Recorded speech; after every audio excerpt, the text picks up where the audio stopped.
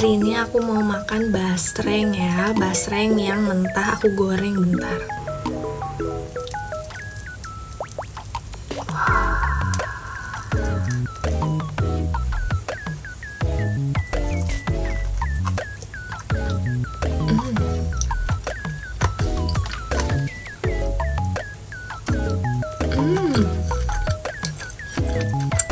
Aku kira rasanya bakal amis gitu. Enggak, ternyata udah kan kalian tahu basreng itu amis ya.